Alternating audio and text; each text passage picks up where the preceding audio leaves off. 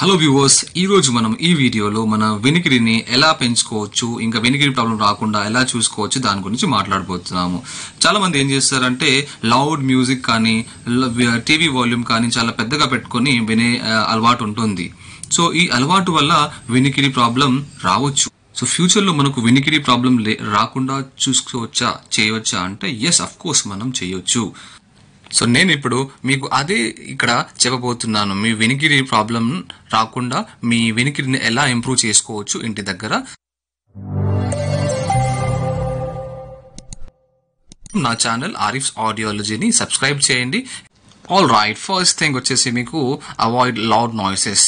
చాలా traffic sound అనేది చాలా పెద్ద సౌండ్స్. మన ఇండియాలో ట్రాఫిక్ సౌండ్ చాలా ఎక్కువగా ఉంటుంది. లౌడ్ నాయిస్ అనేది the cause of hearing loss, కాబట్టి దీన్ని ఎక్కువగా అవాయిడ్ చేయడానికి ట్రై చేయండి. దీని నుంచి దూరంగా ఉండడానికి ట్రై చేయండి. ఇంకోటి ఏంటంటే డీజే సౌండ్స్ కానీ ఇంకా డ్రమ్ సౌండ్స్ కానీ, ఆ సౌండ్స్ చాలా పెద్ద సౌండ్స్ అన్నట్టు, వాటి నుంచి దూరంగా ఉండండి. ఒకవేళ కంటిన్యూస్ గా ఆ నాయిస్ కి ఎక్స్పోజ్ అవుతే మీరు చెవి లోపల నుంచి ఒక సౌండ్ గా రావడం కానీ, లేకుంటే మీ వాయిస్ అనేది మఫల్ గా మారిపోవడం కానీ, ఇవన్నీ ఇయర్ పెయిన్ కానీ ఇవన్నీ అవ్వడం జరుగుతుంది. కాబట్టి ఈ లౌడ్ నాయిస్ ని మీరు అవాయిడ్ చేయాలి. ఎప్పుడైనా నాయిస్ అనేది ఒక సౌండ్ కాబట్టి దీన్ని డెసిబుల్స్ లో మనం మెజర్ చేస్తాము. నంబర్ పెరిగే కొద్దీ నాయిస్ వాల్యూమ్ కూడా పెద్దగా అవుతుంది. కాబట్టి అబోవ్ 85 డెసిబుల్స్ అనేది ఎక్కువగా మనం వినకూడదు. మీకు సింపుల్ గా అర్థం అవ్వాలంటే ఏ సౌండ్ ఎంత డెసిబుల్లో ఉంటుందని మాట్లాడుకుందాం ఇప్పుడు మనం ఇక్కడ ఈ గ్రాఫ్ లో. సో మనకు బేసిక్ గా విస్పర్ అంటే ఏంటి, నార్మల్ గా చిన్న గుసగుసలు మాట్లాడినప్పుడు 30 డెసిబుల్స్ ఉంటుంది. ఇద్దరు మాట్లాడుకుంటున్నారంటే అది 60 డెసిబుల్లో ఉంటుంది. ట్రాఫిక్ నాయిస్ వచ్చేది ఇక్కడ డేంజరస్ అనేది 80 డెసిబుల్స్ ఉంటుంది అది. ఇంకోటి వచ్చేసి మీకు నార్మల్ గా మోటార్ సైకిల్ సౌండ్ వచ్చేసి మీకు 90 డెసిబుల్స్ ఉంటుంది. అట్ ద సేమ్ టైం మీకు హెడ్ ఫోన్స్ వచ్చేసి మ్యూజిక్ మనం వింటున్నారంటే అబోవ్ 100 ఉంటుంది. ఇంకా ఎయిర్ ప్లేన్ సౌండ్ వచ్చేసి చాలా డేంజరస్ 120 డెసిబుల్స్ ఉంటుంది. ఇప్పుడు మనం మోడర్న్ ఎరాలో ఉన్నాం కాబట్టి మనకు చాలా యాప్స్ ఇవ్వడం జరిగింది, మొబైల్ యాప్స్, స్మార్ట్ యాప్స్ ఇవ్వడం జరిగింది. ఆ యాప్ ఒకటి ఫోన్లో ఇన్స్టాల్ చేసుకొని మీరు ప్రతి ఒక్క ఎన్విరాన్మెంట్లో లౌడ్ నాయిసెస్ ఎక్కడ ఉన్నాయి, ఎలా ఉన్నాయి, ఎంత వింటే మంచిగా ఉంటుంది అనేది మీకు ఆల్రెడీ తెలుసు. కాబట్టి ఇక ఏడవ చేయవలసిన పని ఏంటంటే be careful when listening to music. మనం ఆల్రెడీ తెలుసుకున్నాం మ్యూజిక్ అనేది 100 డెసిబుల్లో ఉంటుంది. సో అది లౌడ్ సౌండ్ అన్నట్టు. 85 డెసిబుల్ అనేది డేంజర్ బెల్, కాబట్టి 85 డెసిబుల్స్ కంటే ఎక్కువ ఉన్న సౌండ్ ఎప్పుడైనా మనము 1 అవర్ కంటే తక్కువ టైమే వినాలి. మ్యూజిక్ వినే వాళ్ళకు ఇది మోస్ట్లీ కామన్ కాజ్ కాబట్టి హెడ్ ఫోన్తో విన్నప్పుడు చాలా జాగ్రత్తగా మీరు వాల్యూమ్ తక్కువ పెట్టుకొని విన్నట్లయితే మీకు వినికిడి సమస్య వచ్చే ఛాన్సెస్ చాలా తక్కువ. కాబట్టి వినికిడి ప్రాబ్లం తగ్గించుకోవాలనుకుంటే, సేవ్లో పెట్టుకోవాలంటే లౌడ్ మ్యూజిక్ వినకండి. ఇక్కడ నేను కొన్ని రూల్స్ చెప్తాను, ఆ రూల్స్ ఫాలో అయితే మీకు వినికిడి సమస్య రాకుండా ఉంటుంది. ఫస్ట్ థింగ్ ఏంటంటే మీరు నాయిస్ క్యాన్సిలేషన్ హెడ్ ఫోన్స్ తీసుకోవాలి. మంచి నాయిస్ క్యాన్సిలేషన్ హెడ్ ఫోన్స్ తీసుకోవడం వల్ల మీకు డెఫినెట్లీ హియరింగ్ లాస్ వచ్చే ఛాన్సెస్ తక్కువ. ఇంకోటి ఏంటంటే మీరు వాల్యూమ్ అనేది కంఫర్టబుల్ లెవెల్లోనే పెట్టుకోవాలి, అంటే మరీ ఎక్కువ లౌడ్నెస్ పెట్టుకోకుండా. ఎగ్జాంపుల్ ఏంటంటే 60% ఆఫ్ ద సౌండ్ అనేది పెట్టుకుంటే చాలా మంచిది, దానికన్నా తక్కువ పెట్టుకుంటే మంచిది. ఇంకోటి ఏంటంటే ఎన్ని గంటలు, లెస్ దెన్ 1 అవర్ పెట్టుకుంటే వాడితే మంచిది. 10 minutes బ్రేక్ ఇచ్చేసి మళ్ళీ మీరు ఒక 1 అవర్ అలా వాడచ్చు. ఇక నంబర్ 6 వచ్చేసి protect your years at loud events. Loud events ఉన్న దగ్గర మీ ఈ వినికిడిని ఎలా కాపాడుకోవాలి. According to national institute of deafness and communication disorders ఏం చెప్పారంటే మనకు తెలియకుండానే మనం వినికిడిని కోల్పోతుంటాము. ఎప్పుడైతే మనం లౌడ్ సౌండ్స్ కి, లౌడ్ నాయిసెస్ కి ఎక్స్పోజ్ అవుతుంటామో అప్పుడు మన వినికిడి అనేది స్లో గ్రాడ్యువల్ గా తగ్గుతూ ఉంటుంది. అది మనకు ఎప్పుడు తెలుస్తుంది అంటే మేజర్ సిమ్టమ్స్ బయటకు వచ్చినప్పుడే మనకు అది తెలుస్తుంది over a period of time. So దానికోసము ఇంకోటి ఏం చెప్పారంటే వాళ్ళు ఎప్పుడైతే మనము లౌడ్ నాయిస్ కి ఎక్స్పోజ్ అవుతామో అప్పుడు మన చెవిలోంచి టినైటిస్ అని ఒక రకమైన శబ్దం వస్తుంది. కాబట్టి ఇది చాలా ఇరిటేటింగ్ గా ఉంటుంది మనకు. సో కాబట్టి మనం ఎప్పుడైనా లౌడ్ నాయిస్ ని వినేటప్పుడు తీసుకోవాల్సిన జాగ్రత్తలు ఏంటంటే మేజర్ గా కొన్ని కాన్సర్ట్స్ అవుతుంటాయి, కొన్ని స్పోర్టింగ్ ఈవెంట్స్ అవుతుంటాయి, కొన్ని డీజే ఫెస్టివల్స్ అవుతుంటాయి. అటువంటి వాటి నుంచి మనము దూరంగా ఉంటే మంచిది. అట్లీస్ట్ మనం ఒక 15 minutes బ్రేక్ తీసుకొని మళ్ళీ వచ్చి జాయిన్ అవుతే అలా అలా చేయడం వల్ల మన చెవిలో ఉన్న హెయిర్ సెల్స్ అనేవి మళ్ళీ 18 అవర్స్ తర్వాత మళ్ళీ నార్మల్ స్థితికి రావడం జరుగుతుంది. ఇంకోటి ఏంటంటే మీరు ఇయర్ ప్లగ్స్ వాడండి. ఇయర్ ప్లగ్స్ వాడడం వల్ల సౌండ్ ఎఫెక్ట్ అనేది ఎక్కువగా ఉండదు. చాలా మ్యూజిషియన్స్ ఏం చేస్తారంటే వాళ్ళు ఇయర్ ప్లగ్స్ కానీ వాడుతూ ఉంటారు. ఇవన్నీ రీయూజబుల్ కాబట్టి ఇలాంటి ఇయర్ ప్లగ్స్ మీరు పెట్టుకోండి. ఇంకోటి ఏంటంటే మీరు మూవీస్ చూస్తున్నప్పుడు కొన్ని మూవీస్ లో ఎక్కువగా యాక్షన్ సీన్స్ ఎక్కువ ఉంటాయి. అక్కడ సౌండ్ ఎఫెక్ట్స్ చాలా క్లియర్ గా పెద్దగా ఉంటాయి. వాటి నుంచి కూడా మనము దూరంగా ఉండాలి అంటే ఇయర్ ప్లగ్స్ వాడితే మంచిది. నంబర్ 5 వచ్చేసి add some cardio to your life. Daily మనం ఎక్సర్సైజ్ చేయడం వల్ల మన హియరింగ్ ని కూడా ఇంప్రూవ్ చేసుకోవచ్చు. As per those journal of neuro science వీళ్ళ ప్రకారం ఏంటంటే హార్ట్ కి ఇంకా ఇయర్ కి ఒక కనెక్షన్ ఉంది. హార్ట్ ఫంక్షనింగ్ మంచిగా ఉంటే అప్పుడు వినికిడి కూడా చాలా సెన్సిటివ్ గా క్లియర్ గా మన వినికిడి కూడా స్ట్రాంగ్ గా ఉంటుంది.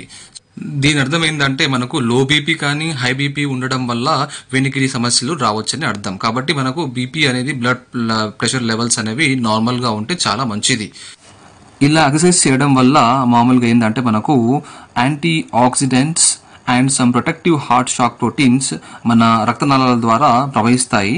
ఆ ప్రవహించడం వల్ల మన బ్లడ్ ప్రెషర్ నార్మల్గా ఉండడం వల్ల మన హియరింగ్ కూడా ఇంప్రూవ్ అయ్యే ఛాన్సెస్ ఉంటాయి. ఏం చేయాలంటే మీరు రోజు వాకింగ్ కానీ సైక్లింగ్ కానీ స్విమ్మింగ్ కానీ ఇవన్నీ యాక్టివిటీస్ చేస్తూ ఉంటే వారంలో ఒకసారి డెఫినెట్లీ ఇవన్నీ చేస్తూ ఉంటే మీకు డెఫినెట్లీ హియరింగ్ అనేది నార్మల్గా ఉండే ఛాన్సెస్ ఎక్కువగా ఉన్నాయి. ఇంకోటి ఏంటంటే మీరు ఏరోబిక్ ఎక్సర్సైజ్ కూడా చేసుకోవచ్చు. ఏరోబిక్ ఎక్సర్సైజ్ చేయడం వల్ల కూడా నార్మల్గా మన బ్లడ్ ఫ్లో అవుతుంది. 20 to 30 minutes డైలీ చేస్తే చాలా మంచిది. నంబర్ 4 వచ్చేసి ట్రైన్ యువర్ బ్రెయిన్. మన మెదడు అనేది ఒక ఇన్ఫర్మేషన్ ని ప్రాసెస్ చేయడంలో చాలా రోల్ ప్లే చేస్తుంది. కాబట్టి మన ఇయర్స్ ద్వారా అయితే వింటామో అది మన బ్రెయిన్ లో మొత్తం ప్రాసెస్ అయ్యి మనం చేస్తాము. As per the study done by university of Pennsylvania వాళ్ళు ఏం చేశారంటే హియరింగ్ లాస్ కి మెంటల్ హెల్త్ కి ఒక రిలేషన్షిప్ ఉందని చెప్పారు.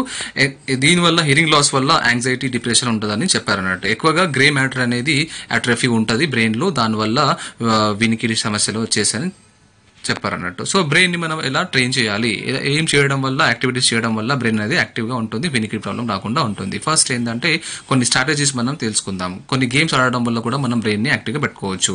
స్పెషల్ గా ఏంటంటే మనం cross word and puzzles and brain teasers అని కొన్ని చాలా పజిల్స్ గేమ్స్ మనకు ఉంటాయి. అవి ఆన్లైన్ లో కానీ ఆఫ్లైన్ లో కూడా మనం ఆడవచ్చు. మెయిన్స్ గా ఏంటంటే playing cards, board games, puzzles, Scrabble games, sudoku అని చాలా గేమ్స్ ఉన్నాయి. దీనివల్ల బ్రెయిన్ అనేది చాలా యాక్టివ్ గా ఉంటుంది. ఇంకో బెస్ట్ టెక్నిక్ వచ్చేసి మీకు టీవీ ఆన్ చేయండి లేకుంటే రేడియో ఆన్ చేయండి. బ్యాక్గ్రౌండ్ లో మీరు తింటున్నప్పుడు కన్వర్జేషన్ చేస్తున్నప్పుడు ఏం చేయాలంటే మీరు ఎక్కువగా ఫోకస్ కన్వర్జేషన్ పైన పెట్టండి, ఆ బ్యాక్గ్రౌండ్ నాయిస్ పైన పెట్టకండి. దీనివల్ల ఏం చేస్తుందంటే మన బ్రెయిన్ స్పెషల్ గా ఫోకస్ దాన్ని ఇంప్రూవ్ చేసుకోవచ్చు మనము. ఇంకోటి ఏంటంటే ఇంకో బెస్ట్ టెక్నిక్ ఏంటంటే మీరు find the source of the sound. ఏంటంటే మీరు ఒక రూమ్ లో ఉన్నారనుకోండి, ఇద్దరు ఉన్నారనుకోండి, ఒకరిని కళ్ళు మూసుకొని చెప్పాలి. మీరు సెకండ్ పర్సన్ ఏంటంటే రూమ్ లో ఎక్కడైనా వేరే ప్లేస్ నుంచి కార్నర్ నుంచి సౌండ్ చేసి ఎక్కడి నుంచి వచ్చిన సౌండ్ ఏం సౌండ్ అనేది అడగాలి మీరు. దీనివల్ల మీ బ్రెయిన్ లో ఆడిటరీ ఏరియాస్ ఉన్నాయి కదా, అవి చాలా యాక్టివ్ గా పనిచేస్తాయి. ఇంకో బెస్ట్ టెక్నిక్ ఏంటంటే మీరు ఒక సైలెంట్ రూమ్ లో మీరు కూర్చోండి, కళ్ళు మూసుకోండి. కళ్ళు మూసుకున్న తర్వాత మొత్తం గమనించండి ఎక్కడెక్కడ నుంచి ఆ రూమ్ లో ఆ ఎన్విరాన్మెంట్ లో ఏ సౌండ్స్ ఎక్కడెక్కడ నుంచి వస్తున్నాయి అనేది. ఇది చేయడం వల్ల ఎంత దూరం నుంచి వస్తున్నాయని చేయడం వల్ల మీ బ్రెయిన్ అనేది స్పెషల్ గా చాలా యాక్టివ్ గా పనిచేస్తుంది. ఇంకా మీ హియరింగ్ కూడా చాలా షార్ప్ గా పనిచేయడం జరుగుతుంది. నంబర్ 3 వచ్చేసి డూ సమ్ యోగా. యోగా చేయడం వల్ల కూడా మీకు వినికిడి శక్తి అనేది కంట్రోల్లో ఉంటుంది, వినికిడి శక్తిని పెంచుకోవచ్చు. ఎవరైతే కార్డియో వాస్కులర్ ఎక్సర్సైజ్ చేయలేరో, స్విమ్మింగ్ కానీ వాకింగ్ కానీ రన్నింగ్ కానీ అవన్నీ చేయలేరో వాళ్ళ కోసం యోగా అనేది చాలా యూస్ఫుల్ అవుతుంది. కాబట్టి దీనిలో యోగా చేయడం వల్ల ఏంటంటే మేజర్గా మీకు మీ బ్లడ్ సర్క్యులేషన్ అనేది ఇంప్రూవ్ అవుతుంది. ఈ బ్లడ్ సర్క్యులేషన్ ఇంప్రూవ్ అయిందంటే మీ నర్వ్ ఫంక్షనింగ్ బాగుంటుంది. నర్వ్ ఫంక్షనింగ్ బాగుందంటే మీ హియరింగ్ సెన్సిటివిటీ కూడా చాలా మంచిగా క్లియర్ గా పనిచేస్తుంది. సో కొన్ని యోగా పొజిషన్స్ ఏంటంటే డీప్ బ్రీతింగ్ ఎక్సర్సైజ్. దీనివల్ల ఏంటంటే ఆక్సిజన్ బ్లడ్ ఫ్లో అనేది మీ ఇయర్ కి పెరుగుతుంది. కాబట్టి ఈ ఎక్సర్సైజ్ చేయడం చాలా మంచిది మీ ఇయర్స్ కోసం. ఇంకేంటంటే కొన్ని కపుల్ ఆఫ్ యోగా పోజెస్ చెప్తాను, అవి ఫాలో అయితే చాలా మంచిది మీకు. ద పోజ్ ఫస్ట్ వచ్చేసి మీకు ద ట్రీ పోజ్. ఈ పోజ్ చేయడం వల్ల మీకు ఆల్మోస్ట్ అన్ని బాడీ పార్ట్స్ అనేవి చాలా యాక్టివ్గా పనిచేస్తే దాంట్లో బ్లడ్ సర్క్యులేషన్ బాగుంటుంది. ఇంకోటి వచ్చేసి ద ట్రయాంగిల్ పోజ్ వచ్చేసి మీకు చాలా యూస్ఫుల్ అన్నట్టు. స్పెషల్గా మీకు బ్యాక్ ఏక్స్ ఏమైనా ఉన్నాయనుకోండి, అవి బ్యాక్ పెయిన్ కానీ తగ్గుతుంది. ఇంకోటి ఏంటంటే ద బో పోజ్. ఇక్కడ వచ్చేసి మీకు అబ్డామినల్ ప్రెషర్ ఎక్కువ ఉంటుంది కాబట్టి ఇక్కడ డైజెస్టివ్ సిస్టమ్ చాలా క్లియర్గా ఉంటుంది మీకు. ఇంకా the cobra pose. The cobra pose వచ్చేసి ఇది కూడా దీనివల్ల ఏంటంటే మీకు ఎక్కువగా బ్యాక్ పెయిన్ కానీ ఉంటే తగ్గుతాయి అన్నట్టు. సో మీకు వితౌట్ ఎనీ ఎక్విప్మెంట్ మీరు ఈ పోజెస్ చేయడం వల్ల మీ బ్లడ్ సర్క్యులేషన్ అనేది ఇంప్రూవ్ చేసుకోవచ్చు, హియరింగ్ ని కూడా ఇంప్రూవ్ చేసుకోవచ్చు. నంబర్ 2 వచ్చేసి మీకు చేంజ్ యువర్ డైట్. ఫుడ్ అనేది చాలా ఇంపార్టెంట్ మనకు.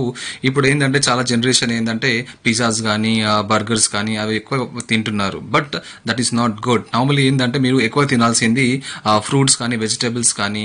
మీరు ఏం అవాయిడ్ చేయాలంటే సాచురేటెడ్ ఎనిమల్ ఫ్యాట్ ఫుడ్ కానీ రీఫైన్డ్ కార్బోహైడ్రేట్స్ కానీ ఇవి అవాయిడ్ చేయాలి.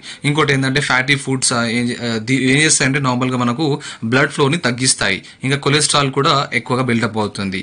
సో ఏం తీసుకోవాలి అంటే మనం ఎక్కువగా సాల్మన్, ట్రౌట్ అండ్ హెర్రింగ్ అనే ఈ ఫిష్ తీసుకుంటే, ఇంకా ద సేమ్ టైం చిరుధాన్యాలు ఎక్కువగా తీసుకోవడం వల్ల, ఇంకా ఫ్రూట్స్ కానీ ఇంకా ఫ్రెష్ వెజిటేబుల్స్ కానీ తీసుకోవడం వల్ల మీకు ఎక్కువగా ఉపయోగపడుతుంది అన్నట్టు.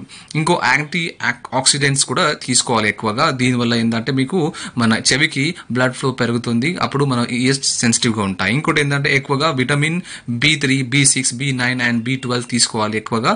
విటమిన్ B3 ఏం చేస్తుంది అంటే మన చెవికి బ్లడ్ సర్క్యులేషన్ పెరుగుతుంది, దానివల్ల మన బ్లడ్ వెజిల్స్ కూడా ఎక్స్పాండ్ అయ్యి ఎక్కువగా సర్క్యులేషన్ అవుతుంది. ఇంకోటి విటమిన్ B6 అనేది మన బాడీకి చాలా అవసరం, మన నర్వ్ సిస్టమ్ కూడా చాలా అవసరం. విటమిన్ B9, B12 అనేది చాలా ఇంపార్టెంట్ రోల్ ప్లే చేస్తుంది మన బ్రెయిన్ కోసం, స్పెషల్గా నర్వ్ సిస్టమ్ కోసం చాలా ఇంపార్టెంట్ అన్నట్టు vitamin B9, B12. Vitamin B12 deficiency ఉండడం వల్ల వెనికిడి సమస్య కూడా రావచ్చు. కాబట్టి విటమిన్ B12 ఉండేటట్లు చూసుకోండి మీ డైట్లో. నంబర్ 1 వచ్చేసి keep your outer ear canal clean. So మనం చెవులను క్లీన్గా పెట్టుకోవాలి. నార్మల్గా ఏంటంటే మన చెవిలో ఒక సెరుమన్, ఒక గ్లాండ్ ఉంటుంది. ఆ గ్లాండ్ అనేది ఈ వ్యాక్స్ ని ప్రొడ్యూస్ చేస్తుంది. దీనివల్ల ఏంటంటే ఇది మన యాంటీ బ్యాక్టీరియల్ అనేది ఏదైనా బ్యాక్టీరియాస్ ఉంటే దాటిని బయటికి పంపించేస్తుంది. ఏదైనా దుమ్ము కానీ ధూళి కానీ బయటికి పంపించడానికి ఉంటుంది. పార్షియల్గా మీకు వ్యాక్స్ ఉంటే ఏం కాదు, లేకుంటే పార్షల్లీ అది నార్మల్గా బయటికి వచ్చేస్తుంది మనం తినే ముందు కానీ మీరు ఏమైనా కర్ఫ్ చేసినప్పుడు కానీ. ఒకవేళ రాలేదంటే మీరేంటంటే డైరెక్ట్గా ఇయర్ టిప్స్ కానీ ఇయర్ బడ్స్ కానీ డైరెక్ట్గా మీరు చెవి లోపల పెట్టి చేయడం వల్ల ఏంటంటే ఆ ఇయర్ వ్యాక్స్ని మీరు ఇంకా చెవి లోపలికి ఒక లేయర్ లాగా ఫామ్ చేస్తున్నారు, ఇంకా లోపలికి పుష్ చేస్తున్నారు. దానివల్ల ఏంటంటే అది హార్డ్ అయిపోయి లోపల ఉన్న వ్యాక్స్ అనేది బయటికి రావడం చాలా కష్టం. అందుకోసం మీరు ఏం చేయాలంటే ఎక్కువగా ఇయర్ డ్రాప్స్ అనేది వాడాలి. స్పెషల్గా మినరల్ ఆయిల్ అనేది అవన్నీ మీరు వాడకూడదు. స్పెషల్గా హైడ్రోజన్ పెరాక్సైడ్ వేస్తే చాలా మంచిది. ఇయర్ వ్యాక్స్ అనేది బయటికి వచ్చేస్తుంది, క్లియర్ అవుతుంది. దీనివల్ల హియరింగ్ లాస్ వచ్చే ఛాన్సెస్ చాలా తక్కువ. సో వ్యూవర్స్ మొత్తం తెలుసుకున్నారు కదా, ఏం చేయాలి ఏం చేయకూడదు, ఎలా మీరు న్యాచురల్గా మీ హియరింగ్ని చాలా యాక్టివ్గా పెట్టుకోవాలి, ఏం చేయాలి ఏం చేయకూడదు అని మొత్తం తెలుసుకున్నారు. కాబట్టి జాగ్రత్తగా మీరు అవన్నీ ఫాలో అవుతే మీ హియరింగ్ని చాలా స్ట్రాంగ్గా పెట్టుకోవచ్చు. ఇంకా మీకు దీనిలో ఏదైనా సందేహాలు ఉంటే మీరు మాకు ఏదైనా కామెంట్ సెక్షన్లో ఏదైనా కామెంట్ చేసి మాకు రాయండి, క్వశ్చన్స్ అడగండి, డెఫినెట్లీ మేము ఆన్సర్ ఇస్తాము. అట్ ద సేమ్ టైం మీరు ఈ వీడియో చూసిన తర్వాత షేర్ కానీ లైక్ కానీ బెల్ బటన్ నొక్కండి.